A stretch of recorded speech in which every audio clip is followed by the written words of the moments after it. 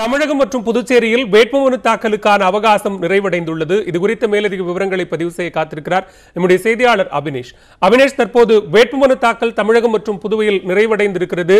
இதுவரைக்கும் எவ்வளவு பேர் வேட்புமனு தாக்கல் செய்திருக்கிறார்கள் என்கிற விவரத்தை தமிழக தேர்தல் அதிகாரி அறிவிக்க இருக்கிறாரா? விவரங்கள் என்ன பதிவு செய்யலாம்?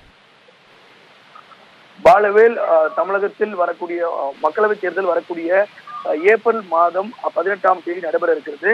இதற்கான வேட்புமனு தாக்கல் என்பது இன்று மதியம் 3 மணியோடு நிறைவடைந்திருக்கக்கூடிய சூழலில் ஒவ்வொரு வேட்புமனு தாக்கல் செய்யக்கூடிய இடங்களிலும் 3 மணிக்குள் வந்திருக்கக்கூடிய வேட்பாளர்களுக்கு டோக்கன் மட்டும் வழங்கப்பட்டு வேட்புமனுவை தாக்கல் செய்யலாம்.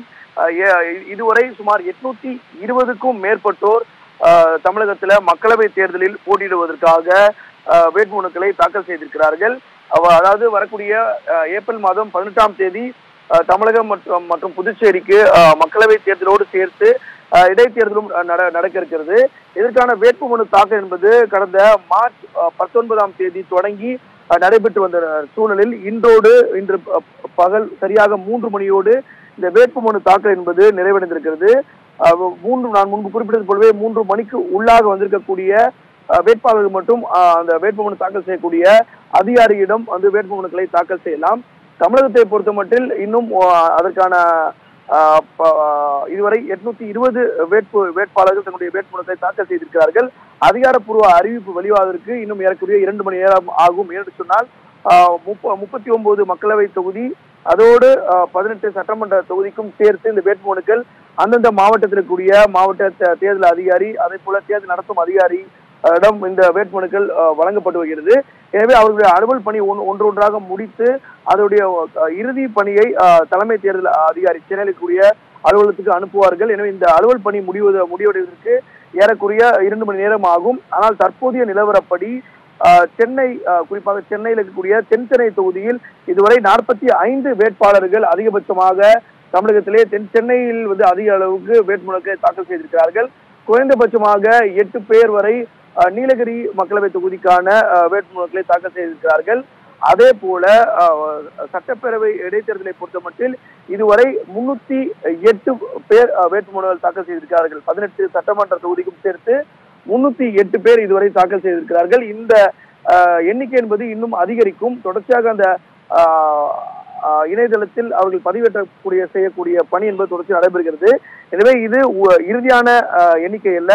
இந்த எண்ணிக்கை உறுதியாக இன்னும் 1 மணி நேரத்தில் தெரிய வரும். ஆனால் தற்போது நிலவரப்படி சட்டப்பேரவைக்கான வேட்பாளர்களுடைய எண்ணிக்கை என்பது 308 இருக்கிறது. இதிலும் அதிகபட்சமாக ஏறக்குறைய 35 பேர் சென்னையில் இருக்கக்கூடிய பெரம்பூர் சட்டமன்ற தொகுதியில் அதிக அளவிற்கான வேட்பாளர்கள் இதுவரை வேட்புமனுக்களை தாக்கல் செய்திருக்கிறார்கள். இந்த வேட்புமனுக்கள் மீதான பரிசீலனை நாளை காலை தொடங்கி 10 மணிக்கு தொடங்கி நடைபெறும். அதற்கு பிறகு நாளை மறுதினம், அதாவது வரக்கூடிய 29ஆம் தேதி வாபஸ் பெறக்கூடிய இறுதி நாள், அதாவது வேட்பாளர்கள் தங்களுடைய வேட்புமனுக்களை வாபஸ் பெறக்கூடிய இறுதி நாள். அன்றைய தினமே வேட்பாளருடைய இறுதி வேட்பாளர் பட்டியல் என்பது அதிகாரப்பூர்வமாக வெளியிடப்படும். பாலவேல், நிச்சயமாக அபினேஷ், நாளைக்கு வேட்புமனுக்கள் மீதான பரிசீலனை தொடங்கவிருக்கிறது. தேர்தல் ஆணையத்தை பொறுத்தவரைக்கும் என்னென்ன முக்கியமான அம்சங்களை முன்வைக்கிறது? குறிப்பாக கடைசி நேரத்தில் தற்போது அமமுக வேட்பாளர்கள் தங்களது வேட்புமனுக்களை சின்னங்கள் குறிப்பிடாமல் தாக்கல் செய்திருக்கிறார்கள். ஒருவேளை வேட்புமனுக்கள் நிராகரிக்கப்படும் அப்படிங்கிற அந்த ஒரு வளையத்திற்குள்ளாக என்ன மாதிரியான மிக முக்கிய அம்சங்கள் இடம்பெறுகிறது?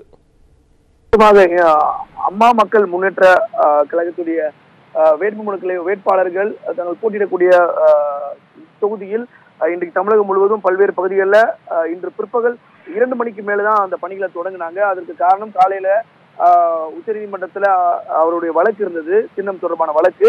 எனவே நீங்கள் குறிப்பிட்டது போலவே அந்த வேட்பாளர்கள் எந்த சின்னம் வேண்டிய சின்னம் என்பது குறிப்பிடாமல் அவர்கள் வேட்புமனுக்களை தாக்கல் செய்திருக்கிறார்கள். எனினும் உச்சநீதிமன்றத்தில் குறிப்பிட்டது போலவே அவர்கள் ஒரு இயக்கத்தின் கீழ் அவர்கள் வேட்புமனுக்களை தாக்கல் செய்தாலும் கூட அவர்கள் இண்டிபெண்டன்ட் கேண்டிடேட், அதாவது சுயேட்சை வேட்பாளராகத்தான் அவர்கள் கருத்தில் கொள்ளப்படுவார்கள். எனவே சுயேட்சை வேட்பாளர்களுக்கு பொதுவாகவே அவர்களுக்கு சின்னம் என்பது ஒதுக்கப்படாது. அதாவது வாபஸ் பெறக்கூடிய அந்த இறுதி தினத்தில் தான் இந்த இறுதி வேட்பாளர் பட்டியல் வெளியிடப்பட்டதுக்கு பிறகுதான் எலெக்ஷன் கமிஷன் கூடிய தேர்தல் ஆணையத்திற்குரிய ஃப்ரீ சிம்பிள்ல அவங்களுக்கு அந்த வேண்டிய சின்னம் என்பது ஒதுக்குவாங்க. அவர்கள் கேட்ட சின்னத்தை கூட ஃப்ரீ சிம்பிள் இருக்கக்கூடிய கேட்ட சின்னத்தை ஒதுக்குவாங்க. அதை ஒன்றைக்கும் மேற்பட்டோர் கேட்கும் பொழுது அதை குலுக்கல் முறையில அந்த வேட்பாளருக்கு வழங்குவதுதான் ஒரு சுயேட்சை வேட்பாளருக்கான ஒரு வழிமுறை. ஆனால் இன்றைக்கு அமமுகவுடைய வேட்பாளர்களை பொறுத்த மட்டில் அவர்களுக்கு ஒரு பொது சின்னத்தை ஒதுக்குமாறு தேர்தல் ஆணையத்திற்கு உச்சநீதிமன்றம் பரிந்துரைத்திருக்கிறது. அந்த அடிப்படையில அது தேர்தல் ஆணையம் அதுக்கான முடிவு எடுக்கக்கூடிய நிலையில இன்றைக்கு அனைத்து தொகுதிகளிலும் ஏறக்குறைய 59 வேட்பாளர்கள் தங்களுடைய புதுச்சேரியும் சேர்த்து 59 வேட்பாளர்கள் அமமுகவை சேர்ந்த வேட்பாளர்கள் தங்களுடைய வேட்புமனுக்களை தாக்கல் செய்திருக்கிறார்கள். பல இடங்களில 2:30 2 மணிக்கு உள்ளாக தான் அவர்கள் இந்த தேர்தல் வேட்பு மனுக்களை அளிப்பதற்கான வளாகத்துக்கு வந்தார்கள். ஆனாலும் தேர்தல் ஆணையத்துறை விதிப்படி குறிப்பாக தேர்தல் ஆணையர் குறிப்பிட்டது போலவே 3 மணிக்கு உள்ளாக வேட்பு மனுக்களை தாக்கல் செய்த அந்த வளாகத்துக்குள் வந்துவிட்டால் அவர்கள் எத்தனை மணி நேரமானாலும் காத்திருந்து அவர்களுக்கு டோக்கன் வழங்கப்படும். 1 2 3 என டோக்கன் எண்ணிக்கை வழங்கப்படும். நன்றி அபினேஷ், உங்களுடைய விரிவான தகவல்களுக்கு நன்றி. வேட்புமனு தாக்கல் தற்போது சில நிமிடங்களுக்கு முன்னாக 3 மணியுடன் நிறைவு பெற்றிருக்கிறது.